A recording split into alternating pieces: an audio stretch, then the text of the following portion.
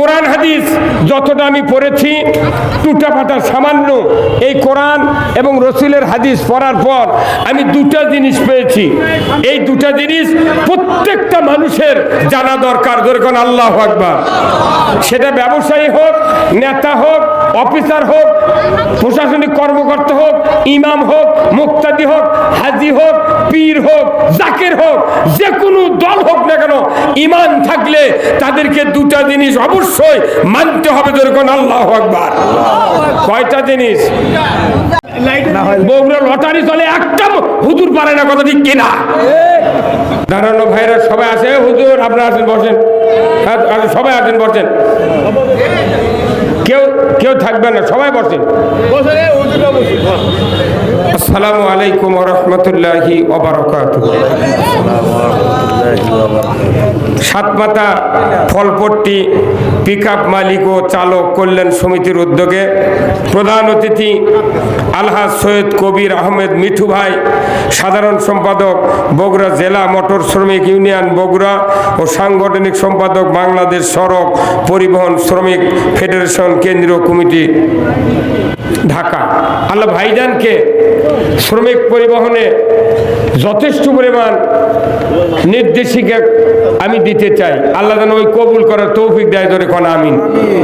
এক নম্বর নির্দেশিকা, সরকার যে রাস্তা করেছে ওই রাস্তার কোনো যানবাহন দাঁড়ানো যাবে না। যদি দাঁড়ায় তাহলে এই কমিটির কোনো 4 পয়সার দাম নেই। কথা বল।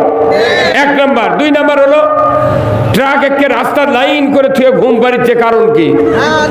কি কারণ? এত কমিটি, এত নেতা, শ্রমিকের দেশের কোনো কাজ নাই, শুধু খালি পোস্টারও আছে, কাজে প্রমাণিত নাই। আজকের এই বগুড়ার প্রাণ কেন্দ্র সেন্ট্রাল জামে মসজিদের পার্শ্বে আগত ইসলাম দরদি প্রাণপ্রিয় মুসলমান ইমানদার ভাইয়েরা, সবার প্রতি আমার সালাম। আসসালামু আলাইকুম ওয়া রাহমাতুল্লাহ। কেমন আছেন আপনারা? আছি আলহামদুলিল্লাহ। আমি গতানুগতিক বক্তৃতা দিতে পারি না। আমার কথা হলো যে যেখানে কোরআনের বক্তৃতা হয় সেখানেই তো মানুষ অনেক হয়, কিন্তু টাউনে মানুষজন কম হয়। কথা ঠিক কিনা? কারণ কি? টাউনের মানুষ ভদ্র, শিক্ষিত, বেশি বোঝে, নেতৃত্ব দেওয়া লাগে, অনেক কাজ। কথা কোন না? মানে এখানে অনেক কাজ, পুরো জেলা এখান থেকে নিয়ন্ত্রণ হয়, কিন্তু এখানে কোনো মাহফিলের লোক হয় না। কারণ কি জানেন? সবাই আরাম প্রিয়, আর গই গ্রামে যারা থাকি তারা হলো কষ্ট প্রিয়। কতক্ষণ? আমরা যারা গই গ্রামে থাকি আমরা কষ্ট প্রিয়, আর টাউনে যারা থাকে তারা আরাম প্রিয়। এই জন্য টাউনের লোক হয় না। টাউনের লোক হয় কখন? ওই মেলার যা দেখেন বড় বড় যুবতী মহিলারা মিয়ামরদা খালি ওই পাপড় খাচ্ছে, পাপড় যাদের পাপড় খাচ্ছে। কথা ঠিক কিনা?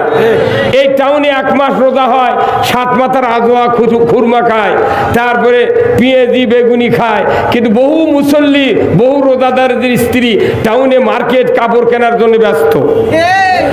গই গায়ের লোক কৃষিজীবী, কিন্তু এত মানুষ মহিলা মার্কেটে যায় না।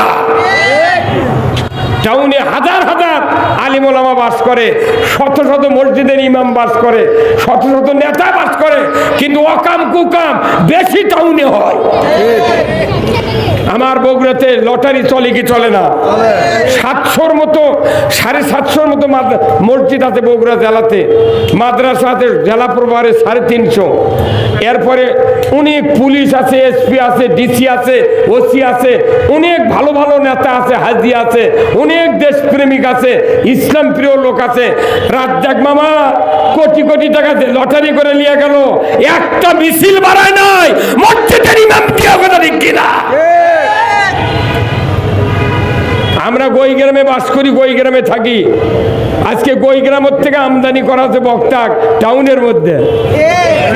আমার কথা বলবো, আপনারা যে কথাগুলি দৈনিক শুক্রবারে শোনেন এরই উপর বক্তৃতা হবে। অন্য বক্তৃতা দিলে এখানে শোনার মতো মানুষ হয়তো এখনো আসেনি। আমি খুব সব নিয়ে তাড়াতাড়ি করে বক্তৃতা দেব, যাতে করে আমরা দুনিয়া এবং আখিরাতের কল্যাণ পাই। যেরকম আল্লাহু আকবার।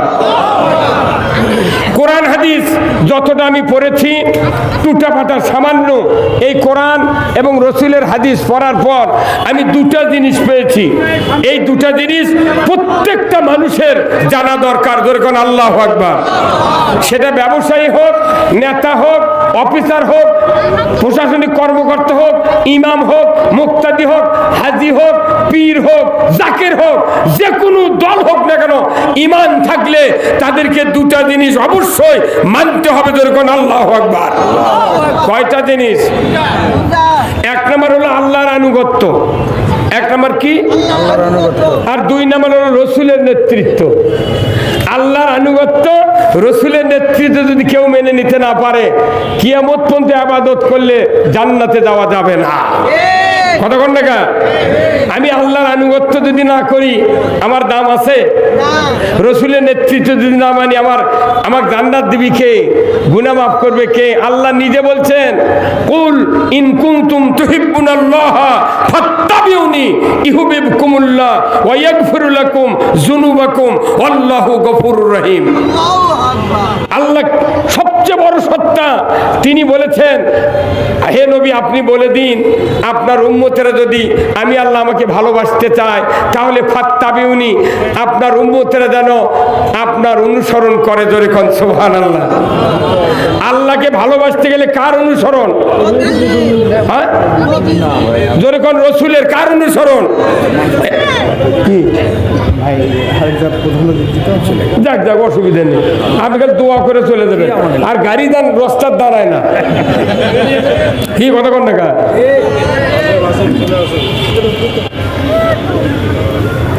আমি বলতেছিলাম যে আল্লাহর আনুগত্য, রসুলের নেতৃত্ব ছাড়া দুনিয়াতেও মুক্তি নাই, আখিরাতেও নাজাত নাই। তাহলে দুনিয়াতে নেতৃত্ব কায়েম করতে হবে কার? রসুলের নেতৃত্ব কায়েম করতে হবে। রসুল দুনিয়াতে বিদায় হয়েছেন, কিন্তু রসুলের আদর্শ পৃথিবীতে আছে। আছে না নাই? একটু কথা বলেন নাকি? আছে না নাই? আপনারা যদি কথা না বলেন, কথা আমি বলতে পারবো না। কারণ কি, এই টাউনেতে আমি দেখেছি বহু মসজিদে নামাজ পড়ি। আমি 47 বছর ইমামতি করি। টাউনে বহু জায়গাতে আমি নামাজ পড়ছি, টাউনের মসজিদে। কিন্তু ইমামরা কথা বলে, একটা মুক্তাদি কথা কয় না। ওই তসফিলিয়া ওই মসজিদের কানি দিকে সুবহানাল্লাহ সুবহানাল্লাহ কয়। ই হলো প্রকাশ্য দুশমন ইসলামের। কারণ কি, কোরআনের কথা যেখানে হবে সেখানে অন্য আমল আর চলবে না। কারণ আল্লাহ রসুল বলছেন, তলাবুল ইলমে ফারিদাতুন আলা কুল্লি মুসলিম ওয়া মুসলিমাত। প্রত্যেক নর নারীর উপর কোরআনের জ্ঞান অর্জন করা ফরজ। হ্যাঁ কথা বল। রসুলের সময় মাদ্রাসাতে ছিল না, রসুল মসজিদে নববীতে বক্তব্য দিয়েছেন। ওটাই শুনে এক একজন কাফেরের থেকে মানুষ গুছিয়ে নিয়ে সোনার টুকরায় পরিণত করেছে। আমার দেশে মাদ্রাসা আছে, মসজিদ আছে, কত তাফসির মাহফিল, কত ওয়াজ মাহফিল। তারপরে বলুন তো, বাংলাদেশে এমনও মুয়াজ্জিন আছে মসজিদে, মুয়াজ্জিনের আযান শুনে মসজিদে মুসল্লি যায়, কিন্তু মুয়াজ্জিনের বেটারা জুম্মাত যায় না। এই কতক্ষণ? বহু আলিম আছে, বক্তা আছে, মেলা বক্তার আছে, তার বেটা গাঁজা খায়। মেলা হাজি আছে, ওর বেটারা ওযু করে না। অথচ আমাকে না ইসলামের ফুটি উড়াচ্ছি। No, never. আপনাকে কোরআন বুঝতে হবে, রসুলের আদর্শ বুঝতে হবে। আদর্শ কোরআনের আর রসুলের আনুগত্য, আল্লাহর আনুগত্য ছাড়া এই পৃথিবীতে শান্তি কায়েম হবে না, হবে না, হবে না। কার কথা? তাহলে আমরা আল্লাহ রসুলের আনুগত্য না করে, অনুসরণ না করে অন্য পথে জান্নাতে যাব, জিন্দিগিতে কোনো রকমের আশা পূরণ হবে কি? কথা ঠিক কিনা? এখন আসুন, আপনারা গত শুক্রবার মানে আগামীকাল কি বার? আগামীকাল শুক্রবার কারা কারা মসজিদে যাবেন হাত তোলেন তো। নামান হাত। গত শুক্রবারে কারা কারা গেছিলেন হাত তোলেন তো। ওই লোকগুলো মানে ভালোই তো। আচ্ছা কোন তো এই মসজিদে সানি খুতবা তেলাওয়াত হয় কি হয় না? এই সানি খুতবার 3টা বক্তব্য আছে। প্রথম 2টা বক্তব্য হলো রসুলের, তৃতীয় বক্তৃতা হলো আল্লাহ।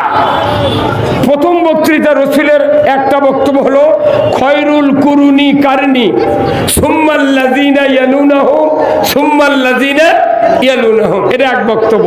দ্বিতীয় বক্তব্য হলো ওয়া সুলতানু জিল্লুল্লাহি ফিল আরদি মান আহানা সুলতানাল্লাহি ফিল আরদি আহানাহুল্লাহ। এই কথা কোন জায়গা? এরপরে তৃতীয় বক্তব্য আল্লাহর, সুবহানাল্লাহ। তৃতীয় বক্তব্য হলো সূরা নহলের 90 নম্বর আয়াত। আল্লাহ বলছেন ইন্নাল্লাহা ইয়ামুরু বিল আদলি ওয়াল ইহসান ওয়া ইতাইযিল কুরবা ওয়া ইয়ানহা আনিল ফাহশাই ওয়াল মুনকারি ওয়াল বাগই ইয়াইযুকুম লাআল্লাকুম তাযাক্কারুন। বলুন তো এই তিনটা কথা কি দীর্ঘদিন হলো আমরা শুনতেছি না? ইমামরা কি পড়ে না? বলেন পরে কি পড়ে না? আচ্ছা, আমার কথা বুঝতে আপনাদের অসুবিধা হচ্ছে? আমি তো বলছি এটা বন্ধ করবেন। আমার দেখা লাগবে, আমার খালি কথা শোনেন, দেখার টাইম এখন নাই। এর যে যাত্রা হতো, শখের মেলা হতো, বিশাল আলোর ফুর্তি হতো। ইসলামের কাজ এইরকম হয় টাউনত, কথা কন না? আর গোয়গাঁও আমার সাথে কাল যাবেন মাহফিলে, রাজশাহী তানোর 1.5 লাখ লোক গত রাত্রে করে যাচ্ছে রাজশাহী মুন্ডুমালা পৌরসভা। আর আজকে বগুড়া আমার জন্মভূমি, মানুষ নাই, আলো নাই। আমার যদি গোয়গ্রামে মধ্যে দেখলে মন হতো এতক্ষণ এই ডিগোরেটারের মালিক আর মাইকালকে একদিন উল্টা ফেলে দেন আমি। কতক্ষণ টাকা? আমি 67 বছর বয়স, দাঁড়িয়ে থেকে 2 ঘন্টা বক্তৃতা দেবো, আমার পায়ের রগ এনাও লাগবে না ইনশাল্লাহ। আর 4 বছর বয়স, তাই মনে হচ্ছে কি আল্লাহর ওলি হয়ে গেছে। আমরা কোরআন হাদিসের অর্থ বলি, মানুষকে কোরআন বুঝাই, এই জন্য আমরা হচ্ছি রাজাকার জঙ্গি। আর মসজিদের ইমামরা আরবি দিয়ে বক্তৃতা দেয়, অর্থ বলে না, দেখ ওরা আল্লাহর ওলি। মুত্তাকি ধুইয়া থা তোর মুত্তাকিগিরি। মানুষ জাহান্নামে যাচ্ছে, কোনো কথা মসজিদ থেকে বলা হয় না। সাধারণ মানুষের কোনো দোষ নাই। এই বাংলাদেশে সবচেয়ে ক্ষতিগ্রস্ত হচ্ছে ইমাম আর বক্তার কারণে। কতক্ষণ নাগা আপনাদের 1 নম্বর কথার উত্তর দিই যে খুতবাতে আমরা বলি খয়রুল কুরুনি কারনি, রসুলের হাদিস। রসুল বলছেন আমার যুগ হলো কি যুগ? হ্যাঁ, আপনার কর্ণিকা ভাই, এই ভাই যখন এটি জেলা টার্মিনাল আছেন না, ওই কানিতে একটা মসজিদ ছিল সুট্টা না, এই কানি, তখন থেকে ওনাকে চিনি আমি। বগুড়া বড় মসজিদের ইমাম মোজাম্মেল হকের সাথে আমি 29 বছর আগে বক্তৃতা করছি, কমে 20 বছর বক্তৃতা করছি। আমার কেউ আবার পড়াবের চাই। আমরা টাউনত থাকি না তো, গোয়গাঁও থাকি থেকে মনে করে গোয়গাঁর মানুষের বুদ্ধি নেই, কিছু নেই।